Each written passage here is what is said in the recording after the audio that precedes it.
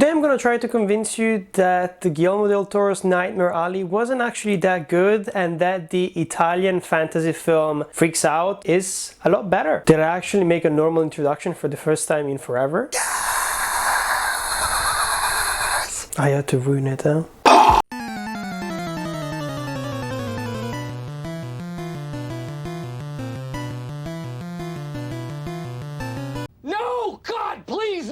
So there is an interesting film coming out today here in France called Freaks Out. It is directed by the Italian filmmaker Gabriele Mainetti, who made the really good film Lo Chiamavano Jeeg Robot. Io solo una cosa voglio sapere. Ma tu chi cazzo sei?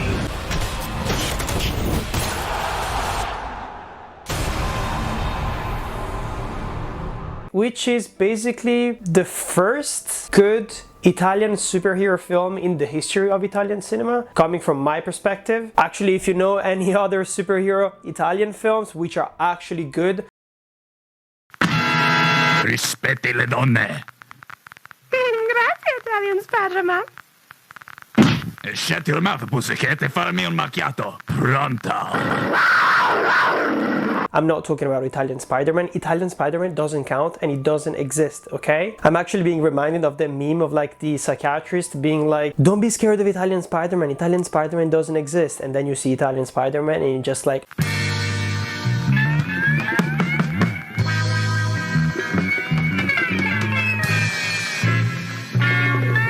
Italian Spider-Man.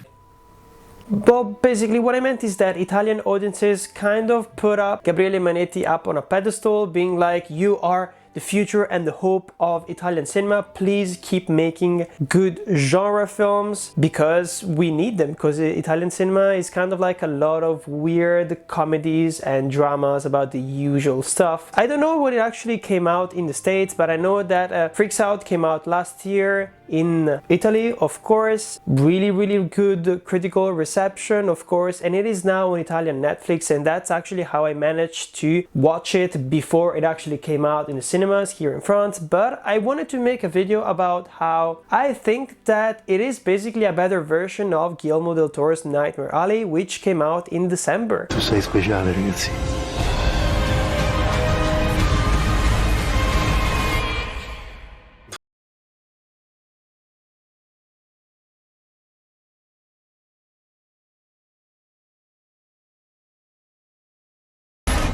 I'm gonna be starting by talking about Nightmare Alley and trying to create a couple of parallels in between the two different films. First of all, I love Guillermo Del Toro's films. Guillermo Del Toro is one of my favorite artists and filmmakers out there. I love his love and passion for creature films, and I love that he's so really committed to using practical effects and to just making his movies look like modern fairy tales. And when I went to see Nightmare Alley, I was like, I'm a huge Del Toro fan. I mean, I masturbate to Shape of Water at least once a year.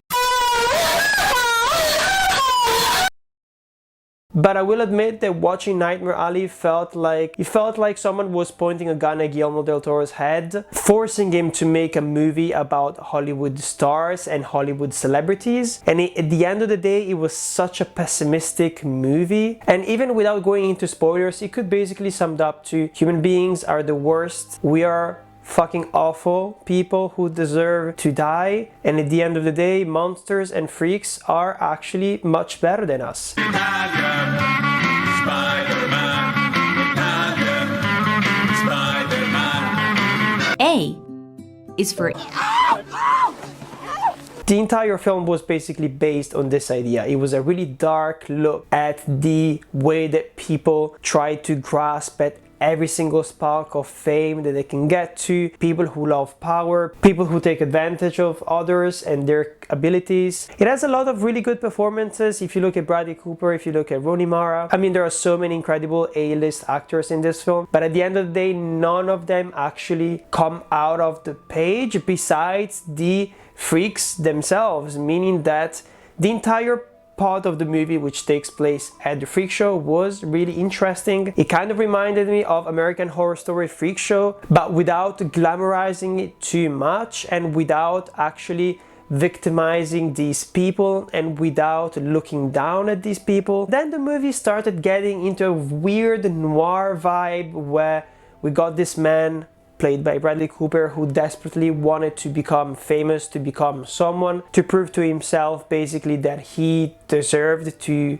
have all of the stuff that he thinks he should have, right? And of course it's a tragic story because at the end of the day it will not really happen for him. And I do really like films where they get into those pessimistic and negative endings, but this is one of those when I was just like, it really didn't feel like a Guillermo Del Toro film. It actually felt like a Martin Scorsese film. It reminded me of The Irishman. That thing you love is bad, objectively, and we once agreed on this as a society. So, what is happening? Can we just admit that that thing you love's fandom is legitimately toxic and really good things are being overlooked because we keep talking about it? For instance, that thing I love. With great power comes great big booty bitches. And it didn't really speak to me in the same way The Shape of Water did, or even Pan's Labyrinth. It really felt like Guillermo Del Toro was really sad while making this film. And I want to tell you, everyone that is dreaming of a parable, of using genre fantasy to tell the stories about the things that are real in the world today, you can do it. This is a door, kick it open and come in. Thank you very much. It just made me sad as well because there was no actual magic, there was no actual wonder. When I watched Freaks Out, I was like, this is impressive. Guarda che ha combinato! Io non ammazzo nessuno. La guerra è guerra. Falli fruttare sti poteri. Il mio non è un dono. È una maledizione. First of all, when it comes to Freaks Out, of course it doesn't take place exactly around the same time. Freaks Out takes place in the middle of World War II, of course, and that's the interesting part because while watching this film, I was like, I think this is the first original take on Nazi-occupied Italy, on World War II, that I've seen in at least 20 years, because we've seen a lot of war films. We've seen a fair share of films about Jewish people being deported, about Nazis being killed by Americans, and basically about that entire conflict. It's probably one of the spans of time that has delivered the most amount of films.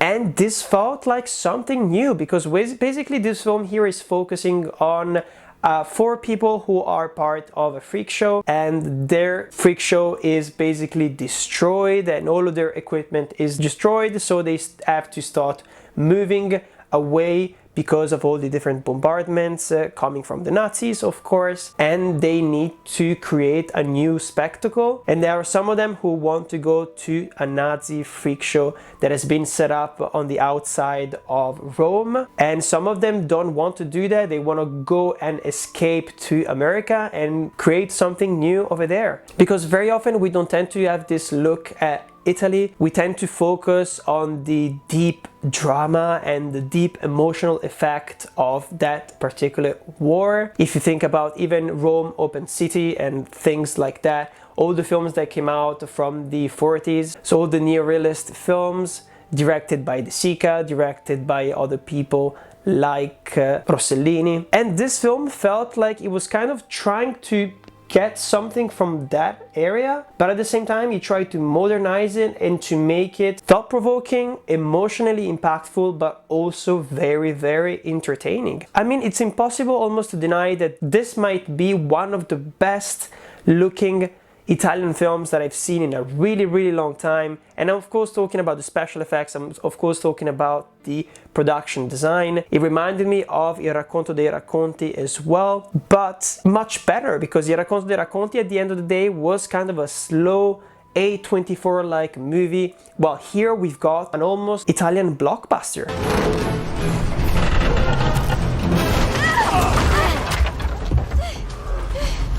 Nein, nein, nein! And of course, by now you're probably thinking, how does that compare to Nightmare Alley? Well, I think that all the magic, all the creativity that Del Toro has as a director was literally present in this film here, even though it was done so far away from Hollywood. And that's exactly why I wanted to put these two films together, because I thought that if you want to escape a little bit, but at the same time you want something thought-provoking without being too pessimist, then don't look further away than the movie Freaks Out, which is kind of also like a superhero film at the end of the day. Even though it does not follow the structure of a superhero film at all, I love the fact that the powers that these people have are very kind of underwhelming at times. They seem like weird quirks more than superpowers. S is for I'm a superhero! I'm a motherfucking super... Just because people basically have been looking down on them for years and years or across their entire lives, meaning that they've never tried to develop their quirks, they've never tried to develop their powers because they didn't think they were powers, because people only treated them as freaks, so they thought that those things that made them them weren't actually things that were good for them. They were like extensions of physical deformities. And I love the fact that in this film here, slowly they start working on their powers and to use them for good, but also to use them in selfish ways to make sure that they survive through this World War II occupied Italy scenario. There are a lot of controversial things going on. For example, like one person using like his powers to control bugs, to like literally draw like a swastika symbol, like a Nazi symbol on the floor,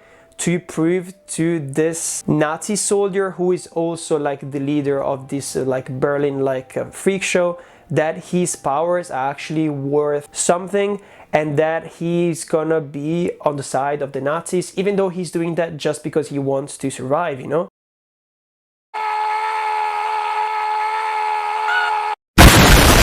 But there are a couple of nuanced things like that that we don't really get to see anymore, just like all the things that people had to do to just pass. They're not treated as bad people like these characters here, they're just treated as three-dimensional characters who had to do certain things just to be able to survive to this impossible things that was going on around Europe. The performances are incredibly good. I love the fact that here we don't have really incredibly famous actors and actresses, and they tend to make the roles even more their own. Just because there is no mirror to society, we look at them and we only see the characters that they're trying to portray.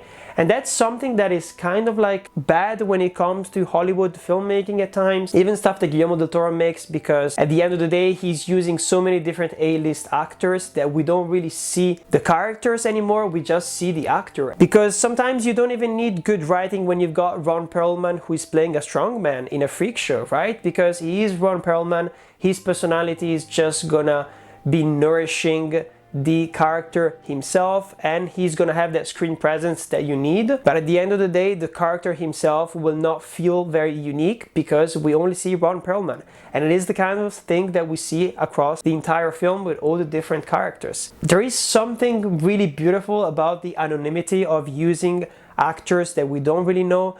I really love the fact that this was in Italian. There was a lot of German as well, and Yiddish if I'm not mistaken, because one of the main characters is actually Jewish.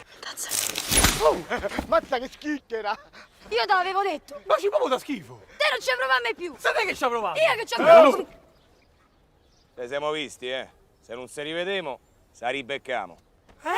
Ciao! Another thing that I really liked about Freak Show, and that was kind of missing from Nightmare Alley when you think about it, and was not missing from Shape of Water, for example, where it was really clear to tell who the villain was. In Nightmare Alley, it felt like everyone was the villain, humans were the villain, society, capitalism was the villain, and it was a film that at the end of the day felt very kind of like using creatures and using the fantasy-like aesthetic to tell a very bleak story, while Freak Show doesn't do that, and it actually delivers on giving us a well-written three-dimensional villain who is a freak himself because he has extra fingers on his hand, so he basically has six fingers per hand. Right now I don't remember exactly how that pathology is called, but I will put it on screen here if you're interested, of course. And I'm using the term freak just because it is from a diegetic narrative perspective. It's not like my way of seeing people with any kind of disability or deformity. It's just easier to talk about this film in that way. Just putting a tiny disclaimer out there. Racism, let's do that shit, huh? Come on, if you're racist and you know it, clap your hands.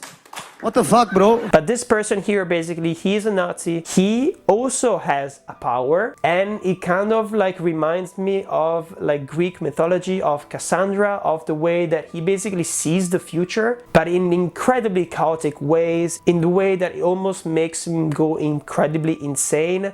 And then no one believes, of course, all the stuff that he keeps writing about and drawing and talking about.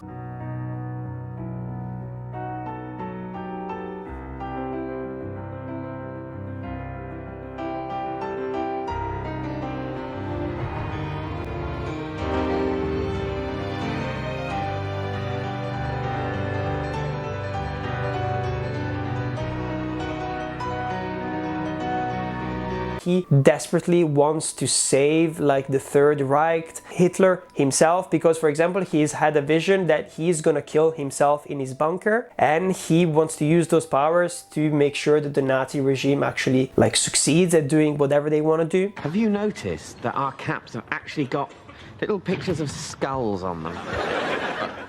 I don't, so... Hands. Are we the baddies? And of course this sounds like stereotypically bad guy stuff, but at the end of the day we really empathize with the human part of him, of being misunderstood, of being still treated as a second-class citizen because of the deformities that he has on his body. And people want to see him only being good at playing the piano because he's a pianist, of course, and he's incredibly talented because of the fact that he has 6 fingers on both hands. But he wants to aspire to do more. He wants to do more, and he desperately wants to prove himself to the other Nazi soldiers, the Nazi generals, and he wants to prove to his own brother as well, and to his mother by an extension, because his mother, he said that he always basically hated him. There is, for example, an incredible scene, the premonition scene, where he basically gets to see like World War II and how it's gonna end with the arrival of the Americans from the south of Italy, of course. And it's such an incredible scene because he gets overwhelmed by the amount of tension and images going all around him at the same time. And I think there are also like some shots of him seeing like literally iPhones, and on those iPhones he sees like other visions themselves, and it's not really done in a cheap way, it's done in a really beautiful way from a diegetic perspective. It really works just because it is so incredibly overwhelming that it's impossible to tell that those are not like references used as jokes. Those are not references to be like, oh, look at this funny meme that I put in my fantasy World War II film. No, it's not that kind of stuff.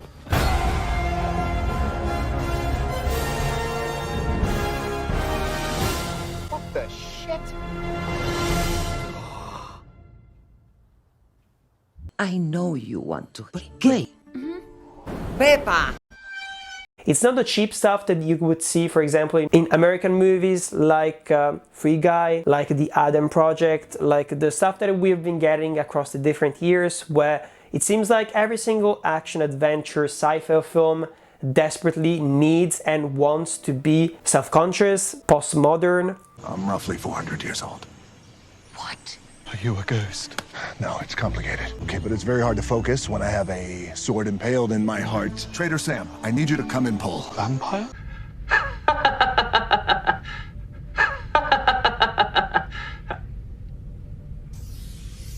And at the end of the day, nostalgia is just there to attract people and to be a joke, and not necessarily, it's not used to improve the plot itself. And here we've got something where the idea of seeing the future, it's not just to give us winks, you know, it is actually related to the plot, and it is related to the fears of this specific character here, who doesn't have control over anything, and he feels like everything is crumbling apart, and he feels like the future is overwhelming because of that as well. I really enjoyed the cinematography, of course, as well. There is another thing that I really liked from the historical perspective, and it's how the